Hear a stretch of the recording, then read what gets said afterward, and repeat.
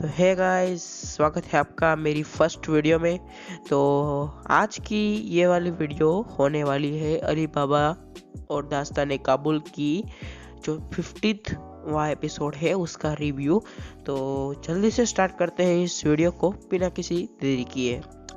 तो यहाँ पे मरियम बच्चों से गुलेल फेंक जैसा कुछ सीख रही है, और जब मरियम गुलेल को अपना निशाना ताक के जब डाल रही थी तो सीधा वो गुलेल का जो पत्थर था वो जाके सीधा लगता है अली बाबा का जो वुडन खटोला था उसके गुब्बारे पे।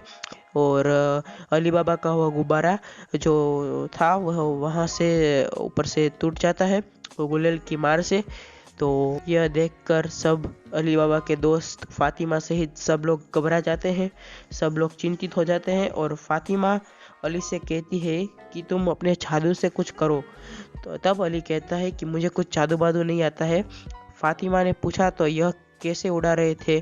तब अली कहता है कि यह विज्ञान और मनुष्य से जो जुड़ी हुई तकनीकी है उससे उठता है, नहीं कि जादू से। उस तरफ चोर उड़न खटोला का पीछा करता है, लेकिन उड़न खटोला पत्थर लगने के कारण जंगल में गिर जाता है। वहाँ जंगल में अली बाबा और उनके दोस्तों के साथ बातचीत करने लगता है। तब फातिमा अली बाबा से पूछती है कि तुमने उड़न खटोला जादू से उड़ाया था ना? तब अली बाबा उसका उत्तर देते हुए कहता है कि मैंने ये जो उड़न खटोला है वो किसी जादू से नहीं उड़ाया है।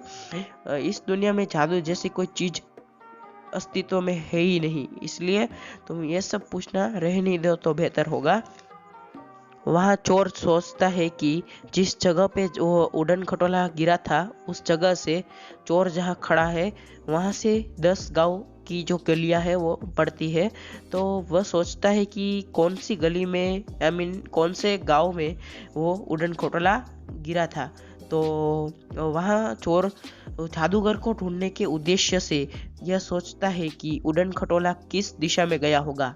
चोर अपने जादू से गुफा की मालकिन सिमसिम से बात करता है और यह सब बताता है कि गुब्बारा वो जादूगर जो चला रहा था वो किसी जंगल में जाके गिर गया है।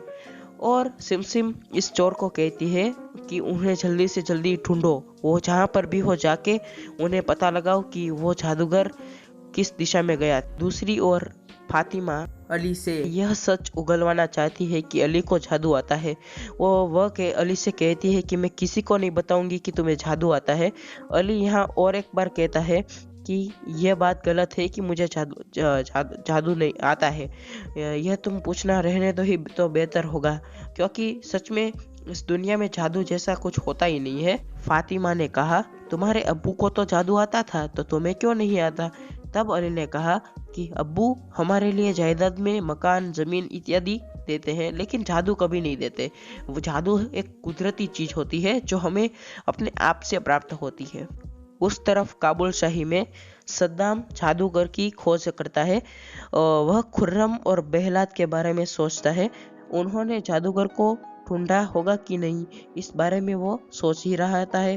तब वहाँ चोर आ जाते हैं और जादूगर के बारे में पूछते हैं कुछ पता चला कि नहीं।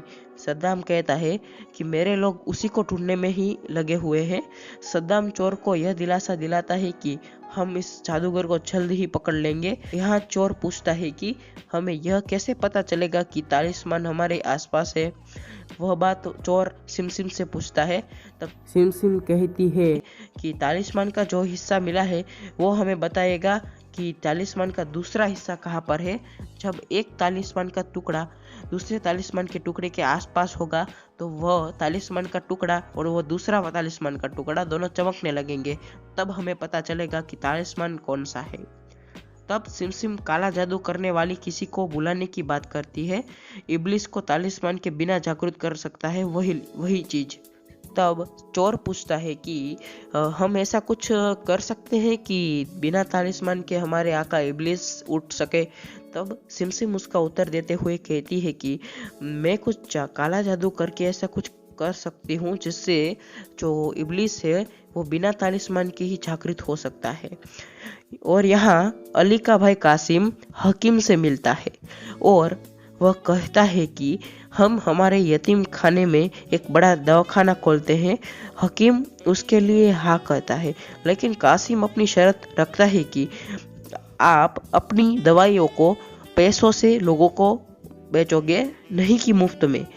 वह हकीम को लालच देने की कोशिश करता है, लेकिन हकीम इस बात के लिए साफ साफ मना कर देता है और कहता है कि मैं अपनी दवाइयों का जो इस्तेमाल है लोगों पे, वो कोई पैसे कमाने के लिए नहीं करता हूँ, लोगों को ठीक करने के लिए करता हूँ। हकीम अपने कासिम को अपने दवाखाने से बाहर निकलने के लिए कहता है। यहाँ फातिमा अपनी अम्मी यानी कि जादू टोना करने वाली और एक औरत से बात करती है, जो हमने पिछले एपिसोड में पहली बार देखी थी। फातिमा जादू के बारे में उस औरत यानी कि उसकी अम्मी से पूछती है कि अली कह रहा है कि उसे जादू नहीं आता, वह तो इंसानी विज्ञान से उड़न खटोला उड़ा रहा था। तब हम उस जादू टोना करने वाली का चेहरा देखते हैं। वह बताते हैं कि मैंने अली के पिता और मरियम के पिता यानी कि काबुल शाही के राजा को बात करते हुए सुना था, क्योंकि जो वो फातिमा की माँ थी वो काबुल शाही में कुछ नौकर का काम करती थी। तो उन्होंने उन दोनों की बात सुन ली थी कि जब अली के पिता ने कहा कि अली में मेरा ही खून है, इसलिए उसको भी जादू आता है और वह बड़ा होके एक बड़ा सा जादूगर बनेगा। फातिमा की अम्मी कहती है कि अली को तुम अपने प्यार में फंसाए रखो, उसकी जिंदगी में और कोई लड़की आनी नहीं चाहिए। तब फातिमा को अली और मरियम की नज़दीकियाँ याद आती है। फातिमा अपनी माँ को वचन देती है कि मैं अली की ज़िंदगी में और कोई लड़की को आने नहीं दूंगी। यहाँ एपिसोड पूरा होता है और कल हम देखेंगे कि बच्चों को लगता है कि मरियम में किसी का भूत आ चुका है। मरियम बोलने लगती है कि हम आपको नहीं छोड़ेंगे वगैरह वगैरह, और बच्चे सभी डर के ज़मीन पे गिर जाते हैं।